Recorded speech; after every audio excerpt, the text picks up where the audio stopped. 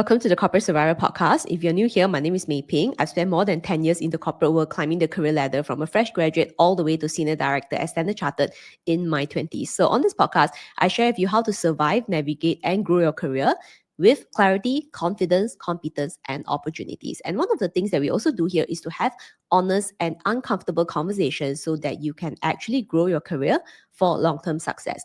And this is one of those conversations I want to have with you today.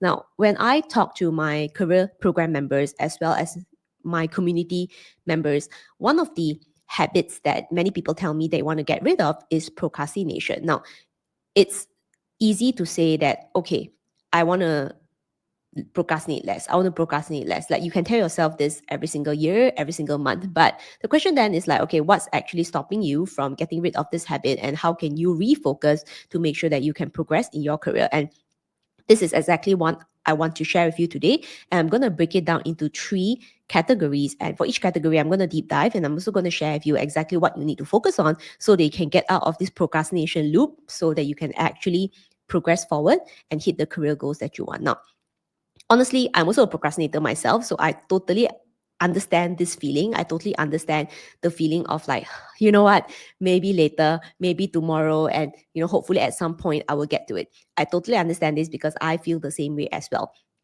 And based on my personal experience, I think there are 2 big fears that's actually stopping a lot of people, myself included, and it's actually fueling the procrastination habit. Now, this is actually, I think, something that people don't really talk about a lot, and it's actually these 2 fears. Now, the first fear is the fear of failure. It's kind of like, okay, if I do something about it, if I take action, if I upskill myself, what if I still fail?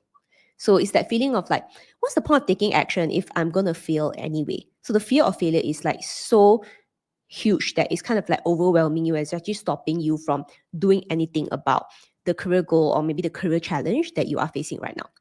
Now, there is a second fear that's closely related as well, and that is the fear of judgment. It's like, okay, if I take this action, if I do something about it, what will other people say?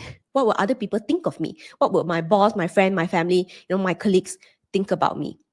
So these 2 fears combined usually stop majority of the people I know, and some of my clients and members in my career program included, that's actually stopping them from actually doing something to achieve their goals, or actually doing something to just get out of a challenging career situation as well. So now we're going to get into the 3 categories and the 3 scenarios I talked about. Now, if you find yourself in a procrastinating sort of like habit that is very, very difficult to get out of, then I want you to identify yourself in these 3 categories I'm going to share with you. Now, category number 1 is you don't know what to do.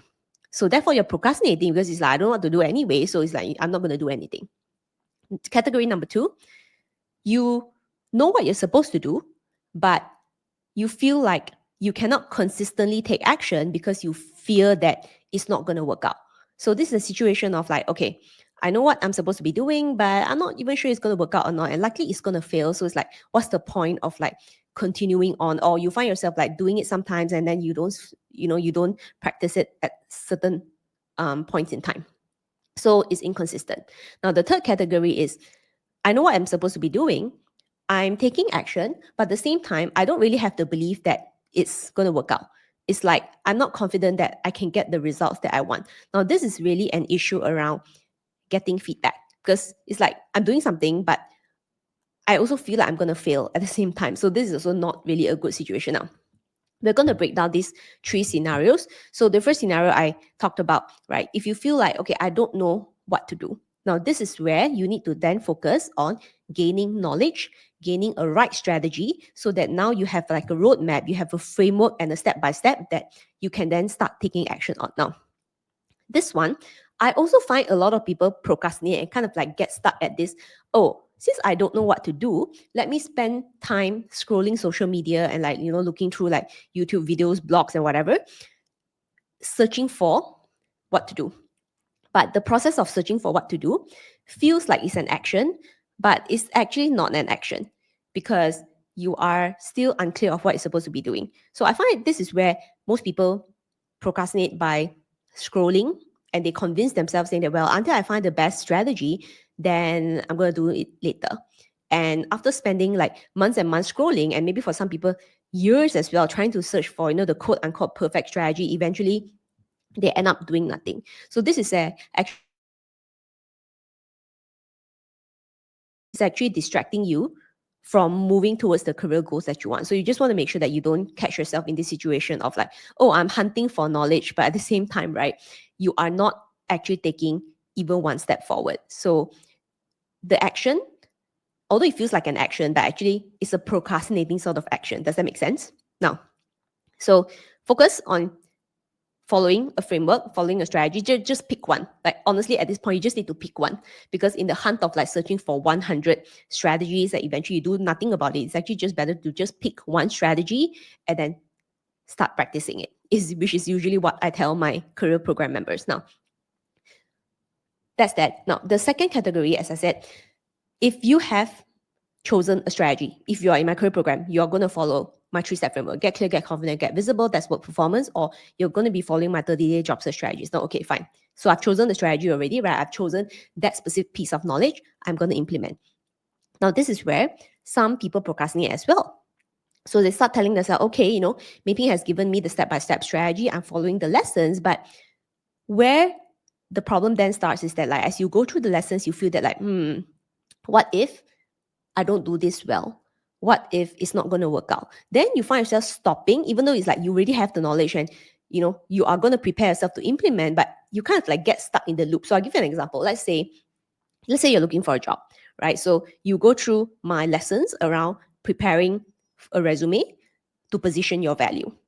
Then where you might procrastinate is that in the midst of the lesson, you might be telling yourself, let me try to perfect this resume, and let me try to find more solutions and think about it, and then spend more time, right, reviewing it like 1,000 times before I send it out. So this is actually, in a way, you are procrastinating as well, because until you complete that draft resume and actually start applying, you don't really know whether the resume works or not, right? What is actually happening is that you don't even have a draft. So therefore, you're actually not really moving closer to the career goal that you want. You are kind of like taking action, but the action hasn't actually reached a specific result. It's like it doesn't reach completion. And therefore, you are still kind of like procrastinating in that way. And this is where I also want you to catch yourself to say, hey, no. I'm going to follow the lessons or whatever strategy. I'm just going to complete it, do it the first time, and then keep practicing. Because if I keep sitting around, right, if I don't complete a version of a resume that is ready to be sent out, then I can't even make any application. So it's technically I'm not taking any action. It's the same as like for my other students who are going through upskilling at their workplace, right? If they go through a lesson where I teach them communication skills, by looking at that lesson 100 times, it's not going to help. But what will help is that, okay, I understand what MEI PHING is teaching. I understand MEI PHING's method. Now I'm going to go to my workplace and going to practice this communication skill and conversation with my colleagues and my boss. So that's actually action, right? You reach the completion point of like taking the knowledge and turning it into action and practice. So that's what you want to focus on. If you find yourself kind of like getting stuck in the lessons, getting stuck in the specific strategy, this is kind of like how you turn your attention into something that is very tangible, something that is practical, so that then you can come and get feedback. Now, assuming you have done that, I think the final category that I see in a lot of people is that, okay, maybe I have the knowledge, I've started taking action, but I'm not sure if I'm getting the results that I want. Like, I don't believe I can get the results. So if you're in this situation, what you really need right now is feedback, and you need some accountability and motivation. So why feedback is because, to be honest, nobody does something the first time and then it comes out perfect.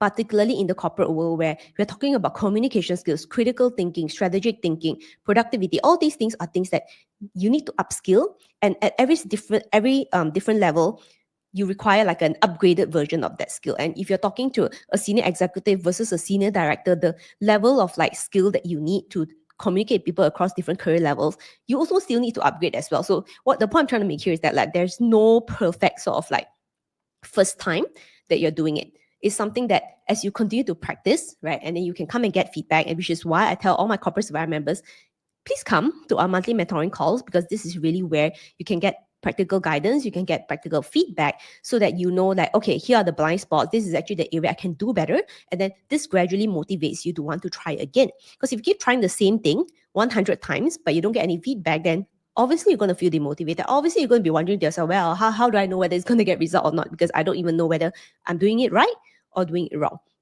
Now, the other element that you might need at this stage, as I said, right, it's like with the day that you plant the seed, it's not the day that the tree or the plant grows. So therefore, some accountability and some motivation might be still helpful as well. So commit to like getting monthly feedback, commit to coming and get guidance, right? I mean, if you're in my career program, then we do it every single month. And for some of my private coaching clients or those who have one-on-one coaching calls with me, we do it every single quarter so that you don't get distracted. So this is really the best way that you can make sure that you are not kind of like stuck in the mindset of procrastinating, but you're always focused on, okay, this is the small thing that I need to focus on. This is actually the next step I need to focus on. The next step. So it's like if you're in the job search process and you find yourself getting stuck in drafting your resume and you've been like apparently trying to draft your resume for 6 months, but the resume is not even reached a completion point, then recognize that, hey, I'm procrastinating, and the completion point of a resume is to come up with a draft version that I can start applying. Like you need to get to that point. So if you're in the interview process, then it has to be, okay, what have I learned from this interview? What I did well, what I didn't do well, then move on and practice the new method and the upgraded version of your answers in the next interview. So that's how you know that you're progressing. And back to the workplace, not just looking through, right, MEI Phing's goals matrix or the things that I teach, but it's like, okay, I come up with one version, right? Then I go and discuss with my boss. I go and confirm with my boss what I need to do. Then maybe I come back to this, goals, performance goals matrix again and see whether do I need to tweak anything. Or maybe month on month, you do a review on your own and you can come to our monthly mentoring calls and get feedback and learn from other students as well. And just say, okay, maybe these are the things that, I feel like this goal is not refined enough. This is an area that I need to confirm with my boss again. And then you go from there. So what you can see here is that like we always focus on the next step. But before that, we need to then first recognize is like, what is stopping me? What is stopping me from taking the next step?